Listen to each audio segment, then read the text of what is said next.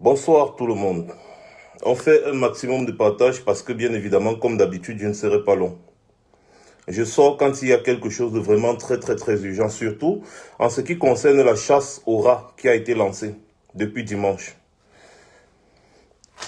Avoir les réactions des Camerounais face à certaines situations, je me rends compte au fur et à mesure que beaucoup de Camerounais n'ont pas la culture vraiment de la politique.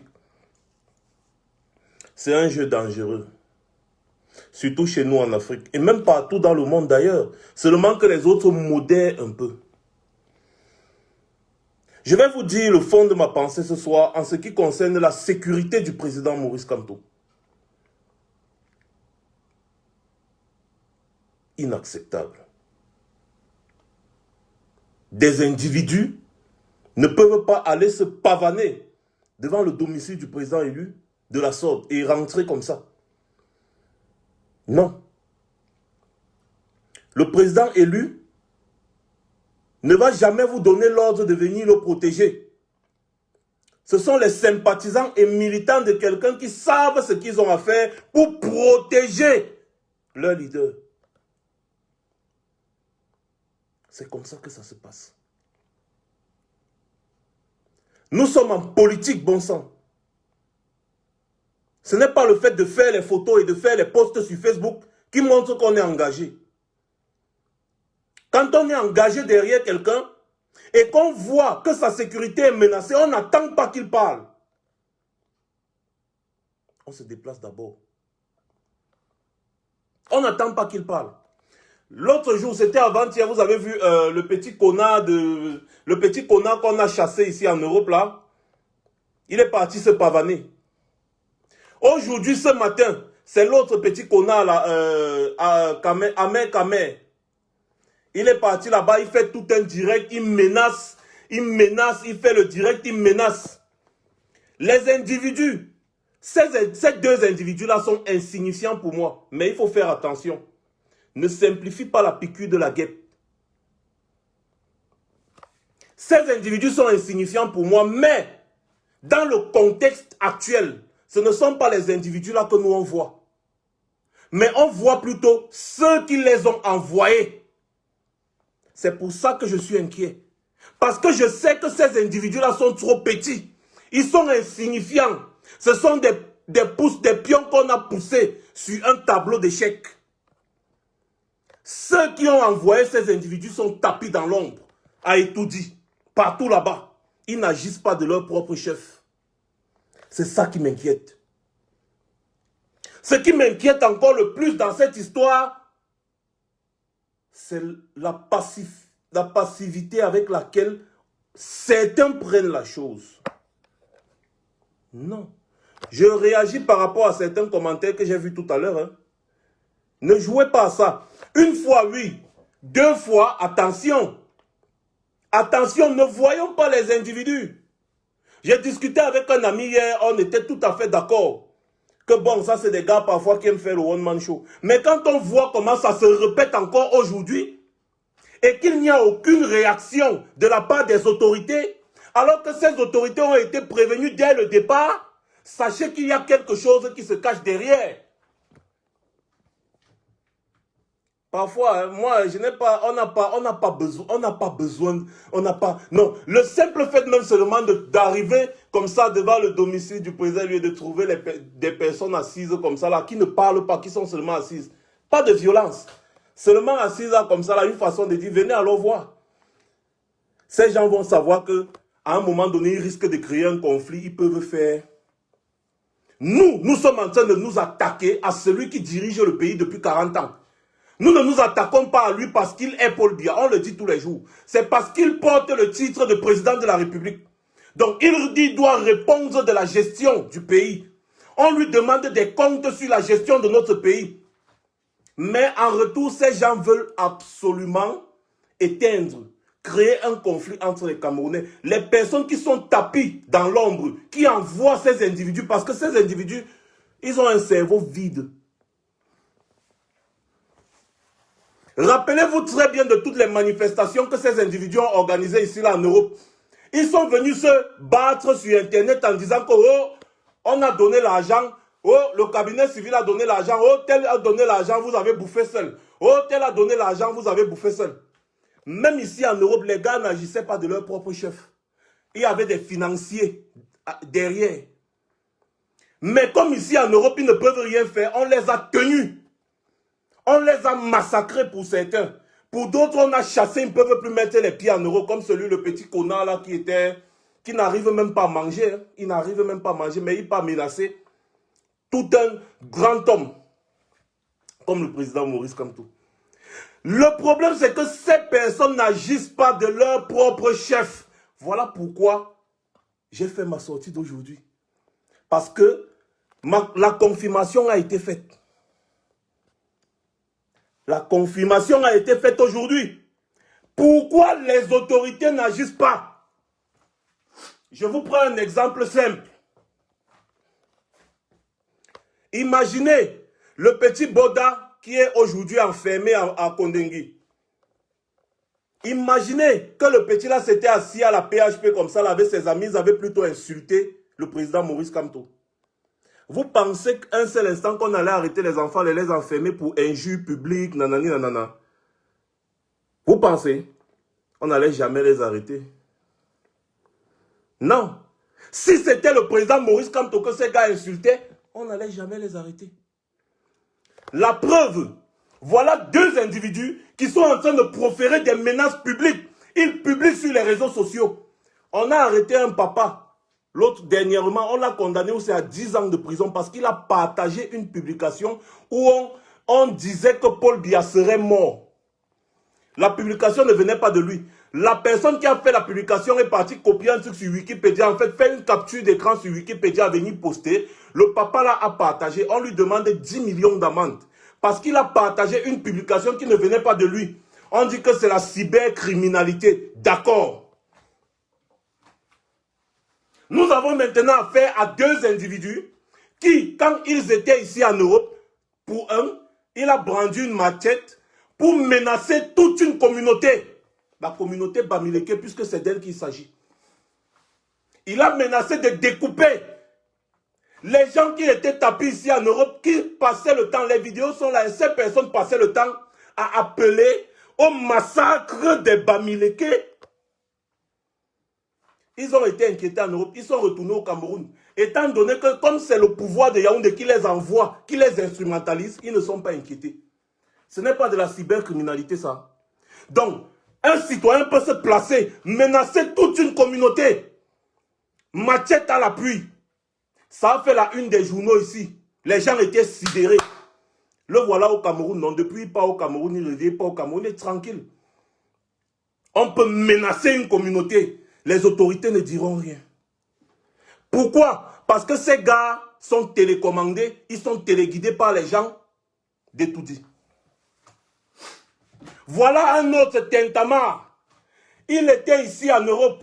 Il passait son temps à vilipender les Bamileke, stigmatiser les Bamileke, appeler à tuer et à chasser tous les Bamileke de Yaoundé du centre qu'il considère comme étant la terre et camp. Je vous rappelle qu'il y a une loi contre le tribalisme et la haine tribale qui est sortie. Hein. Donc, les propos comme ça, là, normalement, tu encours une peine de prison de 3 ans. Avec une amende de si c'est 3 millions ou c'est combien, je ne sais pas trop. Mais le voilà au Cameroun et il est tranquille, no stress, no problème. Au contraire, il s'illustre même encore en allant menacer le président Maurice Kamto devant son domicile privé. Il parle menacé.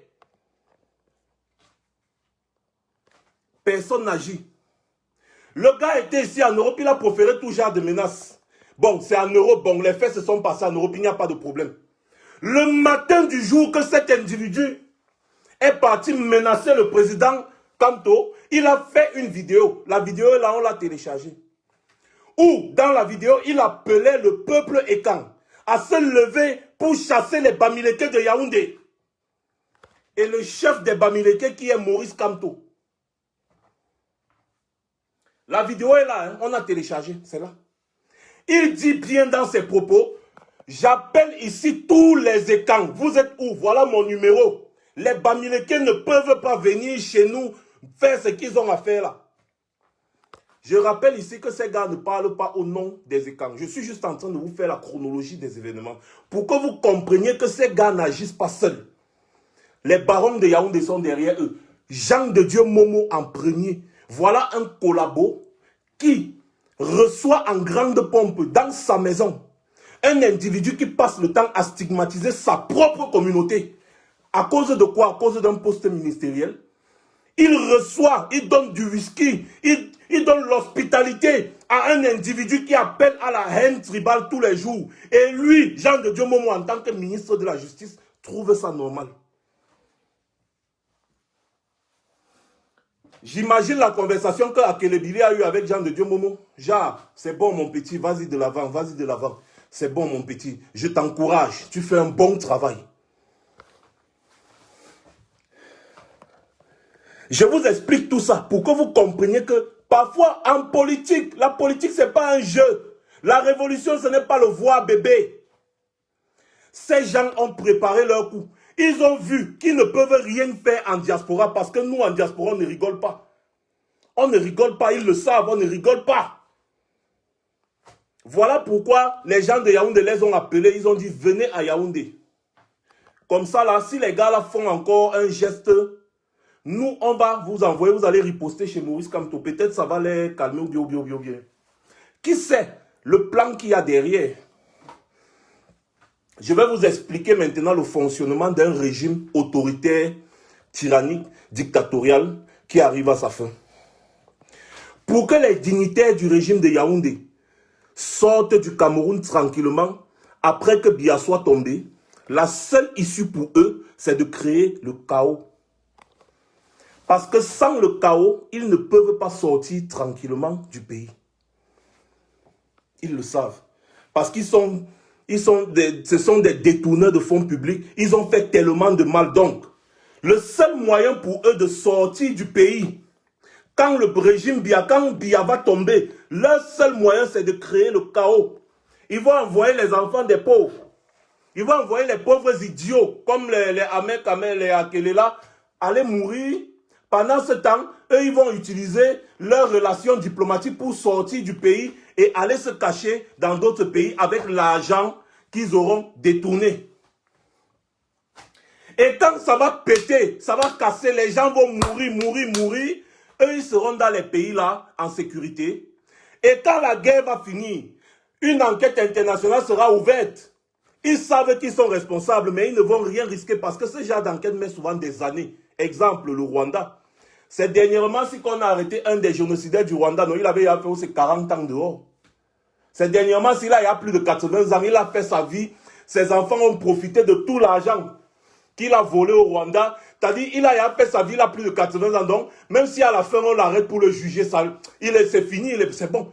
C'est exactement comme ça que les gens d'un régime tyrannique parviennent à s'en sortir quand ils sèment le chaos. Parce que si le régime Biya tombe aujourd'hui et qu'on ouvre une enquête sur la gestion catastrophique de ce régime, tous là iront en prison. Ils le savent. C'est pour ça que les gars disent souvent c'est Paul Biya qui est le garant de la paix. Parce qu'ils savent que si Paul Biya tombe, ils seront obligés de créer une guerre entre les Camerounais. Cette guerre qui sera leur porte de sortie.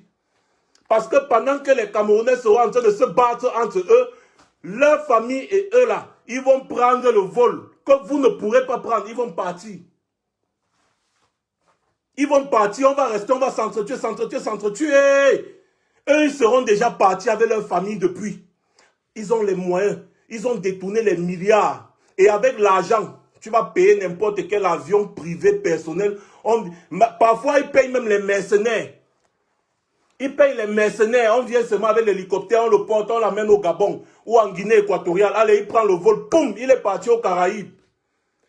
Pour que la justice internationale mette la main sur lui, c'est toute une procédure. Et ce genre de procédure, ça prend souvent 20 ans, 30 ans, 40 ans. Pendant ce temps, ils ont détruit le pays. C'est leur seule porte de sortie. Raison pour laquelle ils vont instrumentaliser des imbéciles, comme ceux qui se disent patriotes là. Ils vont les instrumentaliser, leur donner un peu d'argent. Leur donner un peu d'argent là. Allez-y, allez provoquer. allez provoquer, allez faire comme ça, allez faire comme ça, allez faire comme ça. Et les idiots bêtes qu'ils soient, ils vont aussi partir.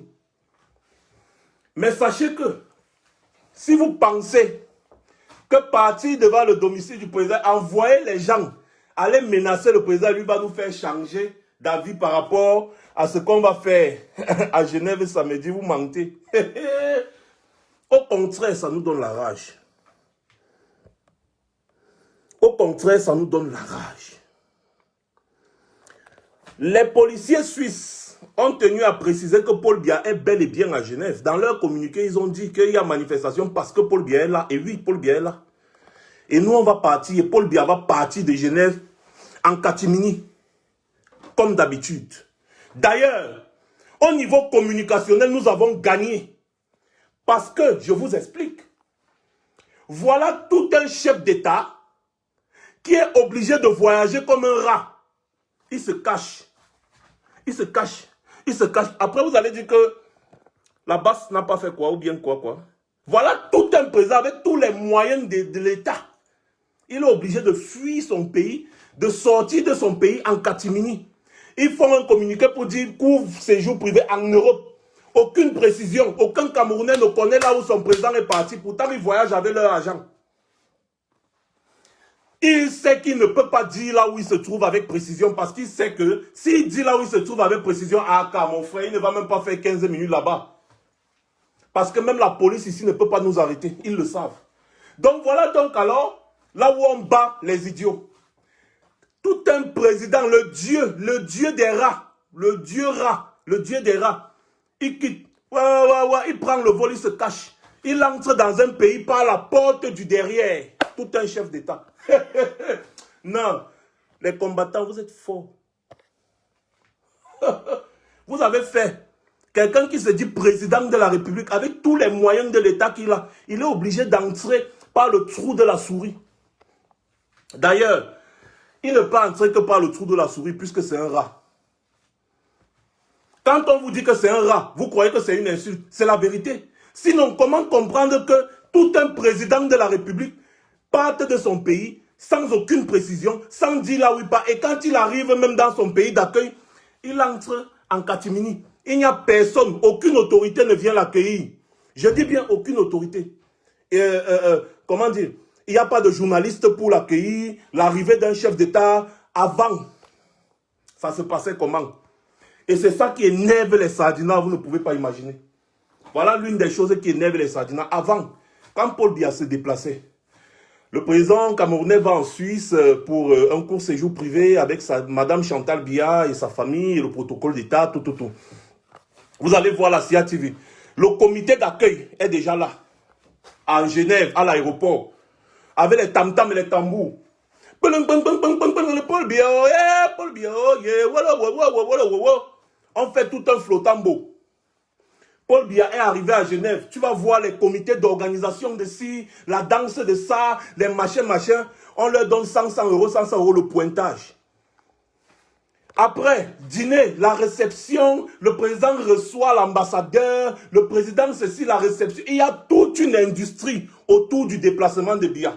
Au Cameroun comme en Europe. Là-bas, c'est venu, hein, on a coupé ça. C'est ça qui les énerve. Maintenant, quand Paul Biya arrive en Europe, il n'est pas différent d'un beaux-ailleurs. Le gars arrive par la petite porte. Il entre, il fait comme la souris. Il entre, il passe se cacher directement. Je dis bien, aucun honneur. Quand un président se déplace, il y a les honneurs. Il y a les honneurs que son pays d'accueil lui accorde. Mais Paul Biya arrive en Suisse, en catimini. Allez me montrer un seul journal qui a parlé de l'arrivée de Paul Biya. Il arrive en catimini comme ça. Comme le rat, il sort de son trou pour aller voler le manioc. Après, il fuit encore, il rentre dans son trou. Voilà comment Paul Biya est arrivé en Europe. Et voilà notre victoire également. Ça les énerve. C'est l'une de nos plus grandes victoires. Ça les énerve. Sinon, dites-nous alors, avec précision, où il se trouve. Vous ne pouvez pas parce que vous avez peur de nous. Vous ne pouvez pas. Voilà le défi qu'on vous lance. Dites-nous avec précision où il se trouve. Que Paul Biya fasse un discours qu'il a à Genève, à tel endroit, non. Bande de tarés. Voilà d'abord là où on vous a gagné. Et c'est ça qui énerve les Sardinats. Le gombo est parti à l'eau. Pour se venger maintenant, ils envoient 2 idiots aller devant le domicile du président. Mais c'est bien, parce qu'ils savent que l'alter ego de Biya au Cameroun, c'est le président Kamto, tout simplement. Ils le savent. Ils le savent. Le président Kamto n'a pas de protocole d'État, il ne gère pas un budget, rien. Un homme simple comme lui. Les gars, c'est eux-mêmes qui le mettent d'abord au niveau et même au-dessus de Paul Biya.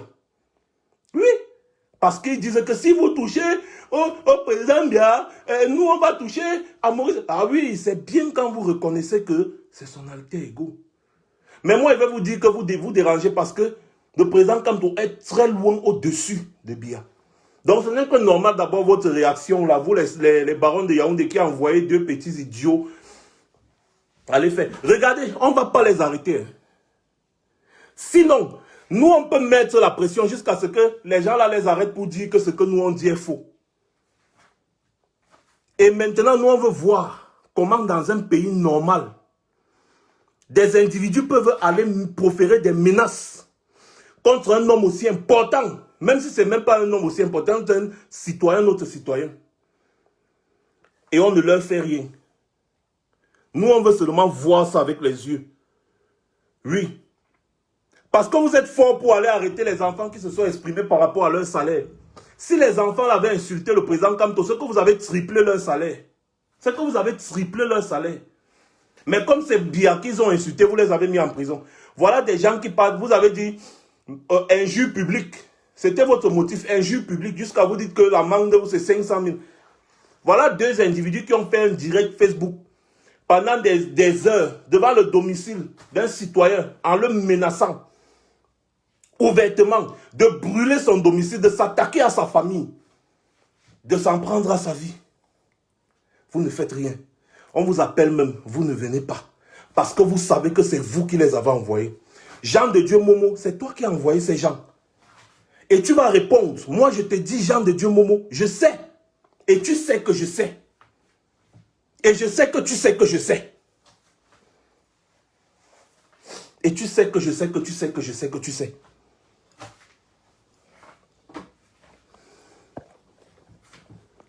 Voilà donc ce qui se passe dans notre pays. Et certaines personnes viennent là en commentaire. Non, Max, ne faites plus la publicité des gars. Mais vous délirez même souvent.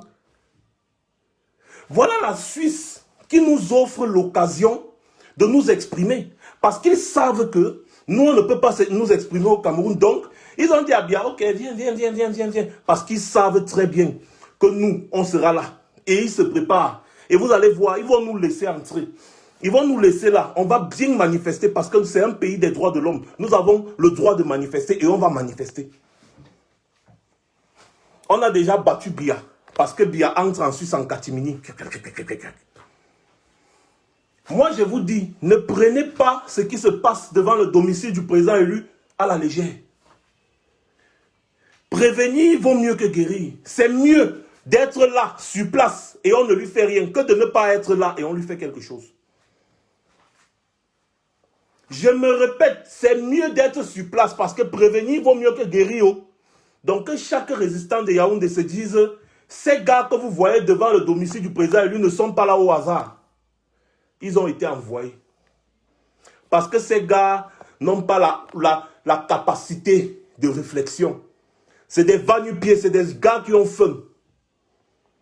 Donc quand vous voyez déjà leur profil, vous comprenez qu'il y a des gens derrière qui les ont envoyés. Parce que c'est le genre de connards qu'on sacrifie facilement. Et si on les sacrifie, leurs familles ont quoi pour revendiquer? Vous voyez un peu, non? C'est le genre de connards qu'on sacrifie facilement. Parce que quand on sacrifie ce genre de connards-là, leurs familles ont quoi pour revendiquer? On va seulement dire, ah, ils sont morts, c'est tout. Donc voilà pourquoi on envoie ce genre de connards faire le sale boulot. Ne voyez pas les gars là, mais voyez, posez-vous la question de savoir qui est derrière ça. C'est ça qui m'inquiète. C'est ça qui m'inquiète. Qui est derrière ça? Et pourquoi est-ce que la gendarmerie n'intervient pas? Pourquoi la police n'intervient pas? Pourtant, ils ont été appelés. Pourquoi ils n'interviennent pas? Ils n'interviennent pas parce qu'ils ont reçu l'ordre d'en haut. On leur a dit, les gars vont aller faire ci, faire ça. ne leur faites rien. Sinon, dans un pays normal, c'est que la police même est partie veiller là-bas au grand, que si quelqu'un met ses pieds ici, on ne peut pas menacer un citoyen dans un pays normal où la justice fonctionne bien. Mais non, les gars qui partent faire ça, ce sont les amis du ministre de la Justice. Ce sont les amis de Jean de Dieu Momo. Jean de Dieu Momo est le genre de collabo Tutsi qui vendait ses frères Tutsi au Hutu pour qu'on les découpe avec la machette lors du génocide rwandais. C'est le genre là. C'est le Tutsi collabo. C'est comme ça. Parce qu'il regarde ses poches, il regarde ses intérêts. Jean de Dieu Momo, tu vas mal finir. Moi, je te dis ça tous les jours. Nous allons partager partout, dans les journaux, les photos où tu reçois à Kelebili. Et nous allons partager partout, donner à tous les journaux les propos que ce petit connard partage à longueur de journée. Dans tous les journaux, nationaux comme internationaux, nous allons partager les images de ce gars qui se brandit une machette et les propos de ce gars qui demande qu'on tue les Bamileke du Cameroun. D'ailleurs, toi-même, Jean de Dieu Momo, tu avais dit que si les Bamileke ne font pas attention, on va tous les tuer. Tu avais dit ça. Tu les avais comparés aux Juifs. Voilà. Les gens veulent nous amener vers une guerre tribale. Or, ce n'est pas ça le problème du Cameroun. Et ils vont faire comme ça. Certains vont croire que c'est tous les écans. Et pourtant, ils ne sont même pas... Dis même qu'ils sont minoritaires, c'est comme s'ils sont signifiants. Parce que le peuple est quand même insurgé contre la dictature de Biya. Le vrai peuple est quand, pas les bandes d'individus. D'ailleurs, si vous voulez être cohérent, commencez par chasser Jean de Dieu Momo de votre gouvernement. Commencez par chasser Jean Kuete. Commencez par chasser tous les Bamileke qui sont dans votre gouvernement. Si vous voulez être cohérent. Vous leur dites, Bamileke, rentrez chez vous. Commencez par chasser tous vos financiers, les congèles cam, tous vos financiers. Commencez déjà par vous débarrasser de tous les Bamileke qui supportent votre régime. Là, vous serez cohérent. Sinon, vous êtes des petits manipulateurs et c'est ce que vous êtes. Vous voulez manipuler les consciences, faire croire qu'il y a une certaine rivalité entre les Ekans et les Bamileke pour créer une guerre qui sera votre porte de sortie pour fuir le Cameroun. Parce que vous savez très bien que la fin du régime est déjà là. Les gars, je vous dis, rendez-vous à Genève. Pour les résistants du Cameroun, je veux voir des résistants devant le domicile du président élu. Parce que nous allons agir à Genève. Et je veux voir les résistants devant le domicile du président élu. Parce que le président élu le mérite. Même s'il vous dit ne venez pas, vous n'avez pas besoin d'écouter cela. Parce que c'est sa sécurité, c'est un homme simple. Mais vous devez être des garants de sa sécurité. Vous savez que ce régime lui en veut à mort. Et il cherche la moindre occasion pour l'éliminer. Mais comme on vous a dit, vous êtes trop fort. Il n'y aura nulle place sur cette terre où vous allez vous cacher. Vous avez chassé les Camerounais croyant que c'était la bonne solution. Votre malchance, c'est que les Camerounais maintenant se retrouvent dans tous les pays du monde. Donc, il n'y a nulle part où vous pourrez vous cacher sur cette planète. On va vous retrouver. Continuez de faire ce que vous faites. Jean de Dieu Momo, quand le régime s'y va tomber, tu ne vas te cacher nulle part. Nulle part. Prends ça comme des menaces. Je m'en fous. Quand le régime s'y va tomber, tu ne vas te cacher nulle part. Partout où tu seras, on va te retrouver, on va te remettre entre les mains de la justice. Tu ne vas te cacher nulle part parce que tu es complice de génocide. Vous appelez au génocide dans ce pays. Vous tuez les anglophones depuis 2016. Personne ne bronche. Maintenant, vous voulez encore tuer une autre communauté. Vous voulez tuer des Camerounais à cause du pouvoir. D'ailleurs, mes frères ambazoniens, ma contre Pipo, votre assassin se trouve à l'hôtel intercontinental. Donc, joignez-vous à nous. Allons le déloger. Mes frères ambazoniens, vous qui êtes partout en Occident, voilà votre assassin. Voilà l'assassin de vos enfants qui est là en train de se reposer en Suisse. Donc voilà. L'union fait la force. Together we can. Rassemblons-nous. Samedi, allons là-bas. Ils ne peuvent pas nous dépasser. Ou Paul Biya tombe, ou c'est nous qui tombons. Il va seulement partir de là. Il va fuir la Suisse, comme la dernière fois. Ou alors c'est nous qui allons tomber là-bas. Je le dis encore. C'est tout. Voilà, oui, effectivement, voilà votre bourreau qui est là, il est en train de dormir tranquillement dans le luxe absolu, avec votre argent. Il va finir de tuer vos enfants et il vient se reposer tranquillement. Non. Pour une fois, mettons-nous vraiment ensemble. Faisons foule. Tous les ambazoniens m'a contribué pour Unakam. Unakam plenty. Unakam plenty. Mbabde for Genève. Mbabde for Genève. Yes. Unakam plenty. Voilà l'assassin, il est là. C'est tout. Quand j'ai fini de dire ça maintenant, il dit, les gars, Kacham.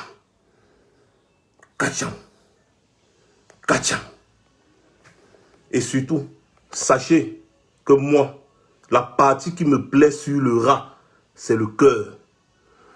Et je le mange très saignant. Passez une bonne soirée, je reviendrai.